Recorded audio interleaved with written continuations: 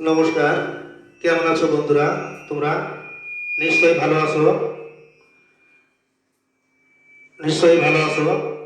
তা যাই হোক, কিছুদিন পরে আমি আবার তোমাদের মাঝে উপস্থিত হলাম। আমি অদ্বৈত দত্ত, প্রধান শিক্ষক, 57 নং আলিপুর সরকারি প্রাথমিক বিদ্যালয়, মুকসদপুর, গোপালগঞ্জ থেকে। আজ আমি তোমাদের মাঝে উপস্থিত হয়েছি বাংলা এই প্রাথমিক গণিত বিষয় নিয়ে। প্রাথমিক গণিত আজ আমার পাঠের বিষয় উপাত্ত বিন্যস্তকরণ। তা বন্ধুরা, তোমরা নিশ্চয়ই আমার পরিচয়টি আগেও পেয়েছো। আগেও আমার অনেকগুলো ক্লাস তোমরা অংশগ্রহণ করেছিলে। যাই হোক, আমি আর বেশি কথা বলবো না, আমি আমার পাঠে ফিরে যাব। ধন্যবাদ বন্ধুরা।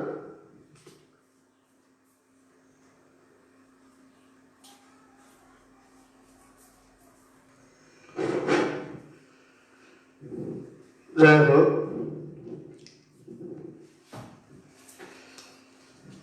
তোমরা যে বইটি যে দেখতে পাচ্ছ, পঞ্চম শ্রেণীর প্রাথমিক গণিত।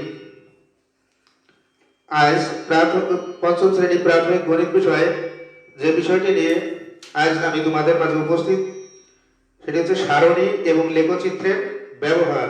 তোমরা নিশ্চয়ই দেখতে পাচ্ছ সারণী এবং লেখচিত্রের ব্যবহার।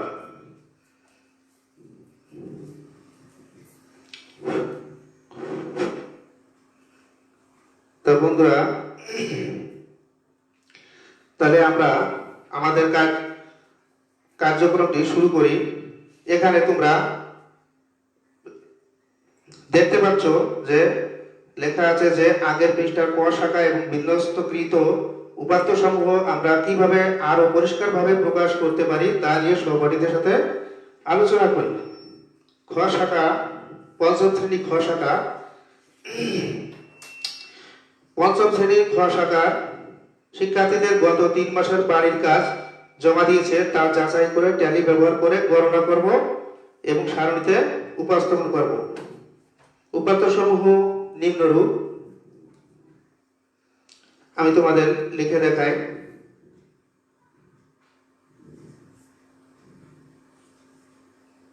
পঁচিশ, 24, 15, 20, 23, 29, 26, 17, 22, 26, 14, 18,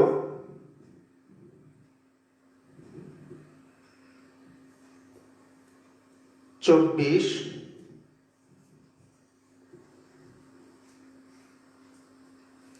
26, 8, 27, 25, 9। তোমরা এই উপাত্ত সমূহ তোমাদের খাতায় একটু লিখে নাও। আমি কিছু সময় অপেক্ষা করছি, তোমরা এই উপাত্ত সমূহ খাতায় লিখে নাও। আমার সাথে সাথে তোমরা এগুলো আমার সাথে সাথেই করবে। আমি যেভাবে করার চেষ্টা করি, প্রথমে দেখবে, তারপরে তোমাদের আমি খাতায় তোলার সুযোগ দেব। তোমরা করতে থাকো।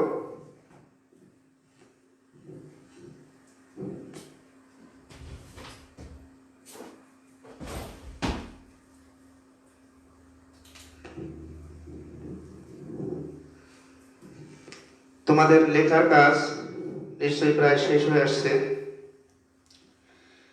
তা বন্ধুরা, আমরা এই যে উপাত্ত সমূহ পেয়েছি, এই উপাত্ত সমূহ থেকে আমরা কি করব? একটা গণসংখ্যা সারণী তৈরি করব। তা আমাদের গণসংখ্যা সারণী তৈরি করতে গেলে কি করতে হবে? একটা টেবিল অঙ্কন করতে হবে, তাই না? তা আমাদের বোর্ডে জায়গা কম হওয়ার কারণে আমরা কিছু কাগজ সরিয়ে নেই।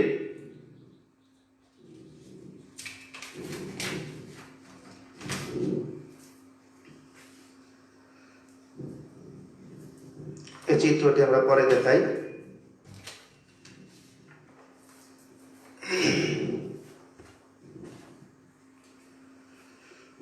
প্রথমে আমাদের কি করতে হবে, একটা টেবিল তৈরি করতে হবে।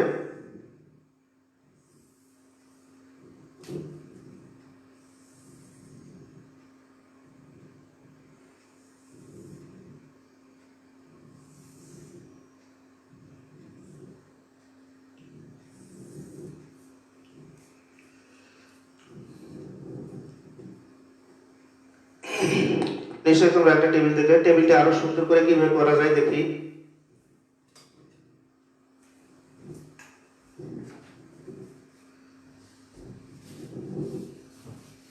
টেবিলটি আমরা আরো একটু সুন্দর করে করার চেষ্টা করি।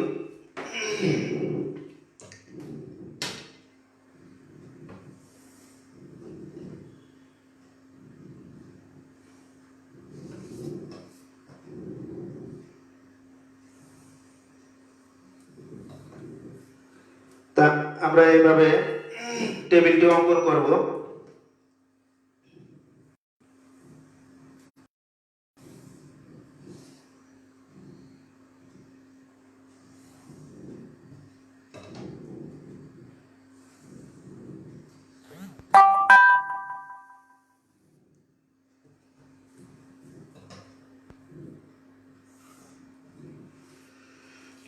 এই আমাদের গণসংখ্যার সারণী তৈরি যে টেবিল, সেই টেবিলটি আমাদের এখানে তৈরি হয়ে গেল।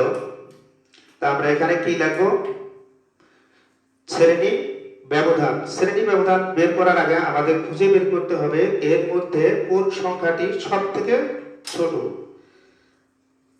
25, 24, 24 ছোট, 15, 15 আরো ছোট, 23, 26, 17, 22, 26, 14, 18, এভাবে আমরা গুনতে গুনতে দেখতে পেলাম 8 সংখ্যাটি সব থেকে ছোট। এবং সব থেকে বড় যে সংখ্যাটি সেটি আমরা দেখি, যে এর মধ্যে সব থেকে বড় কোন সংখ্যাটি, 29। হ্যাঁ, 29 সংখ্যাটি সব থেকে বড়। তাহলে যেহেতু 8 আমাদের সব থেকে ছোট সংখ্যা, তাহলে আমরা এখানে যদি শ্রেণী ব্যবধান 5 শ্রেণী ব্যবধান দিয়ে করি, তাহলে আমরা লিখতে পারি যে 5 থেকে 9, তাই না?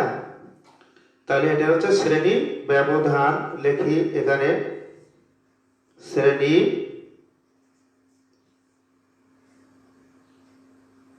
ব্যবধান। শ্রেণী ব্যবধান এটা হবে ট্যালি। আমরা নিশ্চয়ই ট্যালির মাধ্যমে এটি বের করব। ট্যালি এটা তোমরা সংখ্যাও লিখতে পারো, আবার গণসংখ্যাও লিখতে পারো। তোমাদের পরবর্তী যে ক্লাসগুলো সেখানে এটিকে তোমরা পাবে গণসংখ্যা হিসাবে দেখতে পাবে। তো আমরা দেখি আমাদের শ্রেণীটি আমরা সাজিয়ে নেই। যেহেতু আমাদের 5 শ্রেণী ব্যবধান ধরছি, তাহলে 29 বিয়োগ 8 সমান 19, 19 বিয়োগ ভাগ 5, অর্থাৎ 6টি শ্রেণী হওয়ার কথা। দেখা যাক, 5 থেকে 9, 10 থেকে 14, 15 থেকে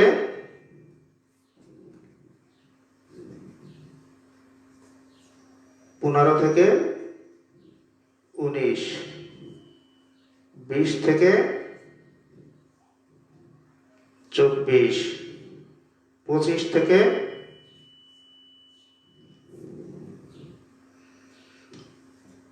29। কেমন তোমরা দেখো, তোমাদের আমি ভালো করে বোঝাবার জন্য যে এখান থেকে 5 ব্যবধান কিরকম হয়। যেমন 5, 6, 7, 8, 9। তাহলে এখানে কয়টি সংখ্যা আছে? 1, 2, 3, 4, 5। এই কারণেই শ্রেণী ব্যবধান 5। আবার নিচে 25 থেকে 29, 25, 26, 27, 28, 29। কয়টি হলো? 1, 2, 3, 4, 5, 5টি। শ্রেণী ব্যবধান আমাদের 5।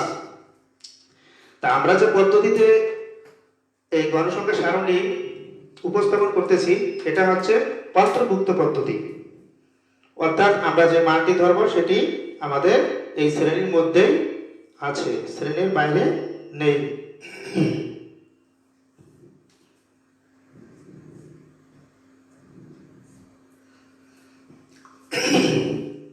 তা বন্ধুরা, এখন আমরা কিভাবে এই ট্যালি ব্যবহার করে আমরা সংখ্যা নির্ণয় করব, তা আমরা প্রথমে দেখে নেই 25।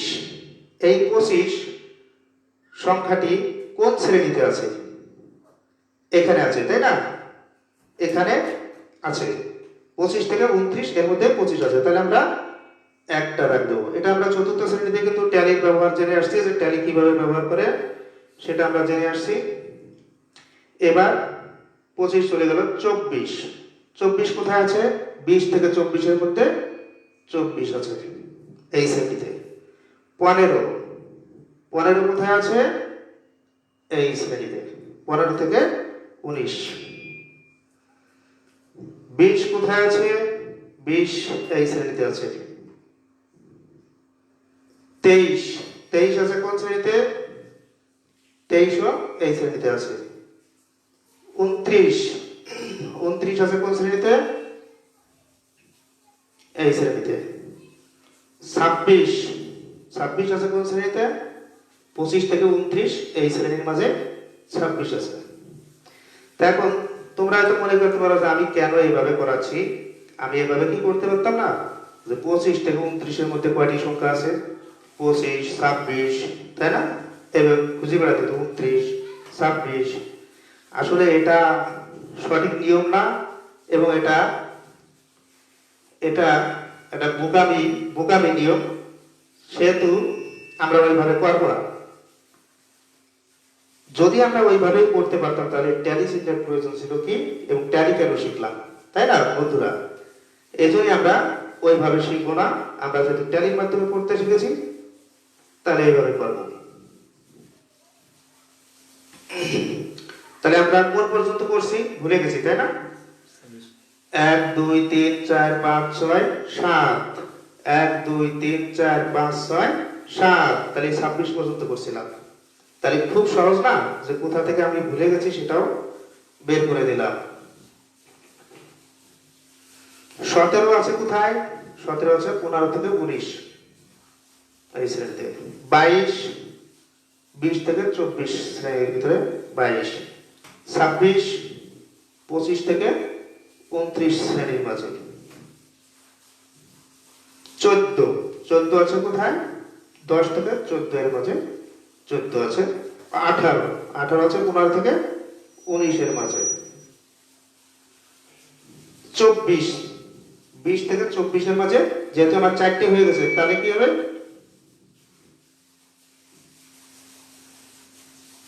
এইটা, তাই না? এর হচ্ছে 5। 26 আছে কোথায়? এখানেও 5। 8 আছে কোথায়? 5 থেকে 9 এর ভিতরে 8 আছে। 27 25 থেকে 29 এর ভিতরে 27। 25 এখানে। এবার 9 আছে এইখানে। তাহলে বন্ধুরা, আমরা এখানে কয়টি টেলি পেয়েছি? দুটো। তাহলে এখানে সংখ্যা হবে 2। এখানে কয়টি টেলি? 1। এখানে কয়টি? 3। এখানে কয়টি? 5। এখানে কয়টি? 5 6 7, 7টি।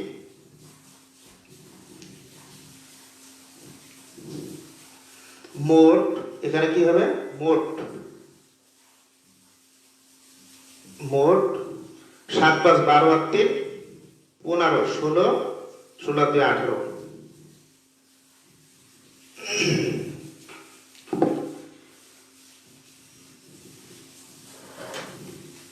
তাহলে আমরা 18 জনকে বাড়ির কাজ দিয়েছিলাম, কিন্তু যে আমরা কতজনকে বাড়ির কাজ দিয়েছিলাম? 18 জনকে। আমরা এখানে 18 জনকে বাড়ির কাজ দিয়েছিলাম। তা আমরা দেখতে পেলাম যে 5 থেকে 9 এর মধ্যে রোল এর ভিতরে বাড়ির কাজ জমা দিয়েছে কয়জন? 2 জন।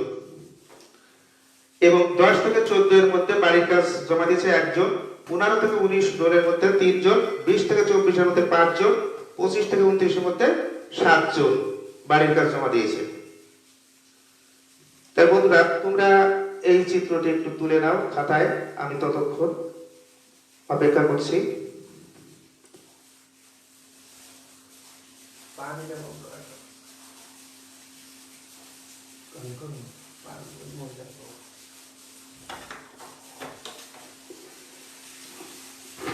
নিশ্চয়ই তোমাদের লেখা হয়ে গেছে। তাই এবার আমরা চিত্রে যাব যে এই গণসংখ্যা সারণী দিয়ে কিভাবে আমরা আয়তলেখ চিত্র অঙ্কন করতে পারি সেটি আমরা দেখাবো। তাহলে বন্ধুরা, এই উপাত্তটি এখন আর আমাদের বেশি প্রয়োজন নেই, এটা আমরা মুছে ফেলি। এখানে আমরা চিত্রটি দেখাবো।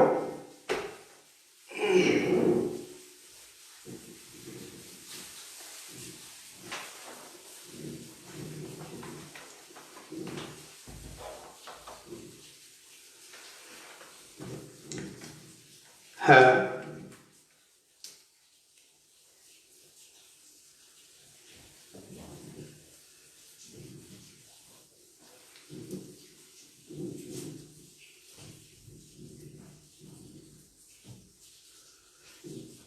তোমরা নিশ্চয়ই এখানে দেখতে পাচ্ছ চিত্রটি। চিত্রটি দেখে কিছুই বোঝা যাচ্ছে না, তাই না? এখানের মান হচ্ছে 0। তোমরা নিশ্চয়ই দেখতে পাচ্ছ যেটি 0। আমরা একে খ এবং একে আমরা গ লিখতে পারি। গ অক্ষ। 0 থেকে খ এটিকে বলে ভূমি অক্ষ আর এটিকে বলে লম্ব অক্ষ। তোমরা এখানে দেখতে পাচ্ছ 0 থেকে গ, এটি হচ্ছে লম্ব অক্ষ আর এটি হচ্ছে আমাদের ভূমি অক্ষ। এখানে তোমরা গ্রাফ আকারে লেখা দেখছো, এর প্রত্যেকটা এক একটা বর্গঘর। এই 1 বর্গঘর, 2 বর্গঘর, এরকম অনেক বর্গঘর আছে। অনেকগুলো বর্গঘর, অসংখ্য বর্গঘর এখানে আছে। তা আমরা প্রত্যেকটা বর্গঘর পরে আমরা একটা করে দাগ দেব। তাহলে এই বর্গঘরে একটা দাগ দেই, এখানে একটা দেই, এখানে একটা দাগ দেই। এইভাবে আমরা প্রত্যেকটা বর্গঘরে একটা করে দাগ দিতে, আর বেশি দেওয়া লাগবে না। এখানেও ঠিক আমরা তাই করব, যে প্রত্যেকটা বর্গঘর পর একটা দাগ দিয়ে যাব।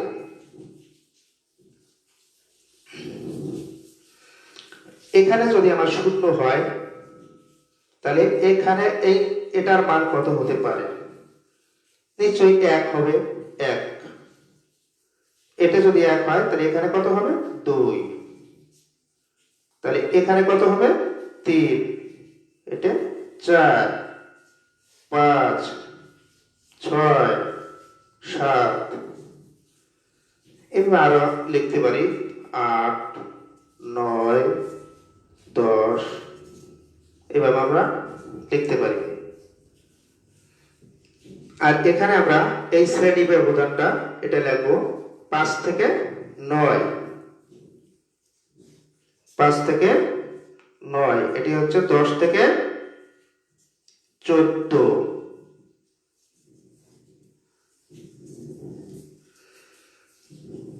পরেরটা 15 থেকে 19। পরেরটা 20 থেকে 24। 20 থেকে 24।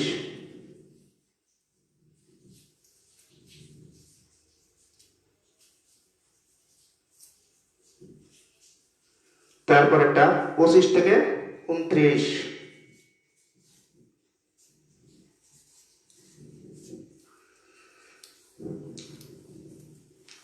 তোমরা নিশ্চয়ই দেখতে পাচ্ছ যে আমি এখানে যে শ্রেণী ব্যবধানগুলো আছে সেটা এখানে লিখেছি এবং এখানে কিন্তু আমরা সংখ্যাটা লিখেছি। এখানে এটা হচ্ছে সংখ্যা, লম্ব অক্ষের সংখ্যা, আর এটা ভূমি অক্ষ হচ্ছে শ্রেণী ব্যবধান।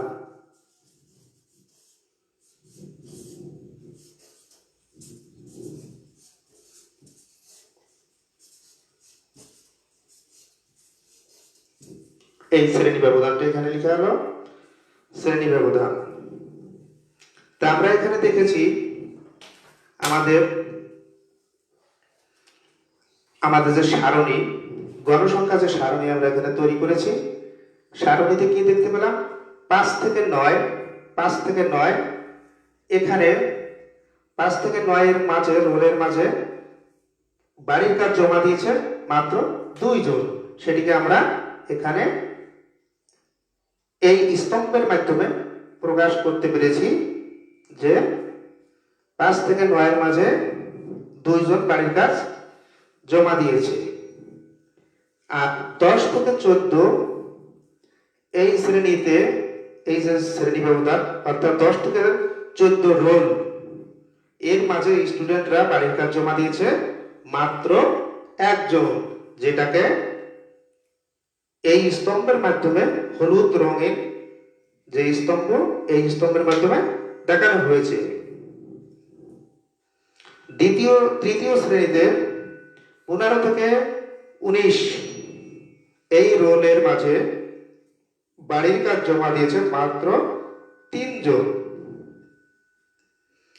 সেটিকে আমরা এই যে তৃতীয় যে স্তম্ভটি, সেই স্তম্ভের মাধ্যমে দেখানো হয়েছে যে বাড়ির কাজ জমা দিয়েছে 3 জন।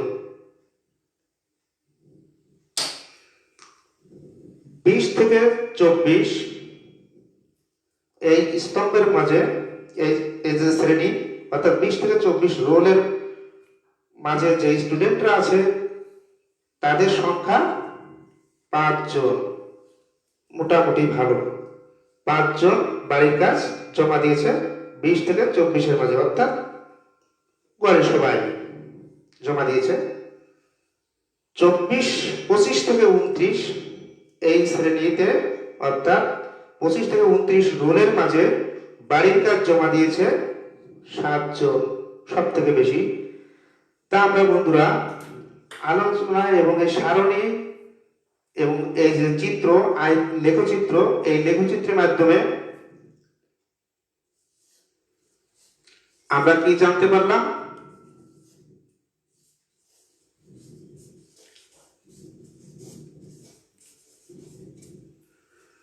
এই আয়তলেখ চিত্রের মাধ্যমে আমরা জানতে পারলাম যে 5 থেকে 9 শ্রেণীতে কতজন স্টুডেন্ট বাড়ির কাজ জমা দিয়েছে। আমরা কিন্তু এটা না দেখেই এখন বলতে পারবো যে 2 জন।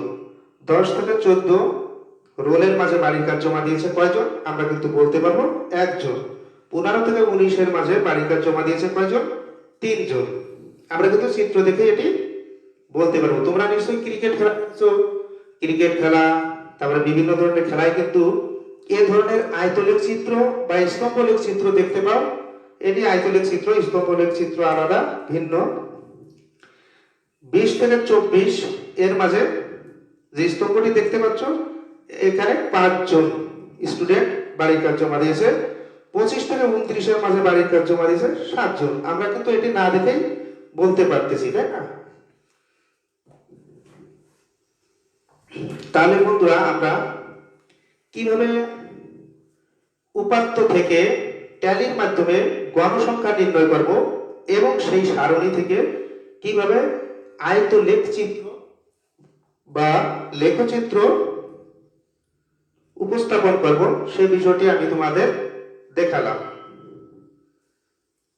তোমরা যারা এই কাজটি এখনো খাতায় তুলতে পারোনি তারা তোলার চেষ্টা করো, তুলে রাখো।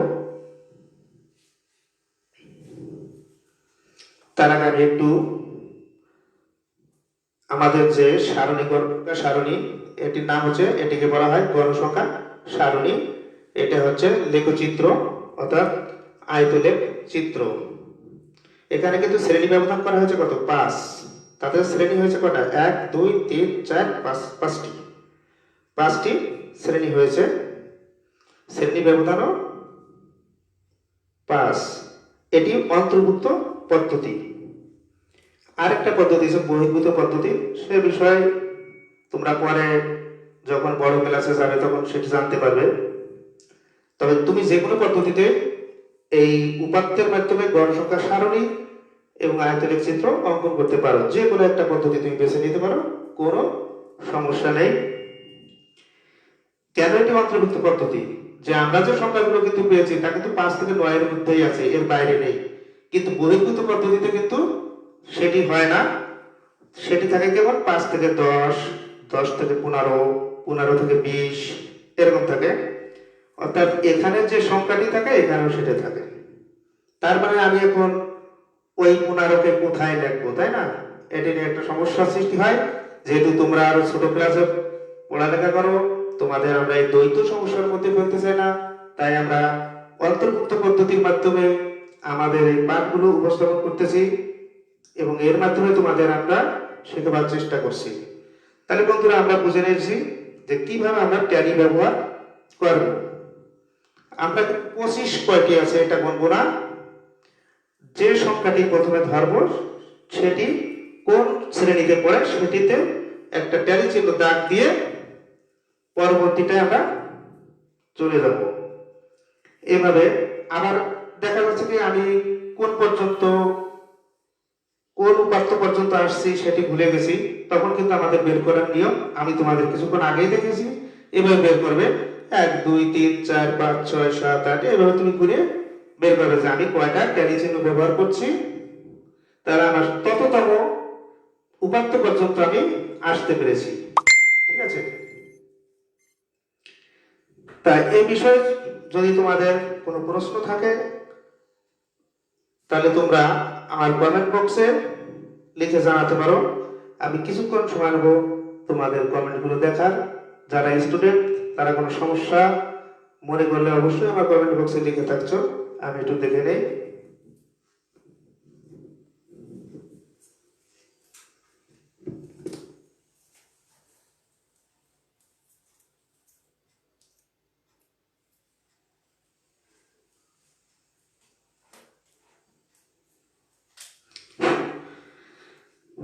তো যাই হোক, সবাই অনেক সুন্দর বুঝতে পারছে, বোঝা যাচ্ছে।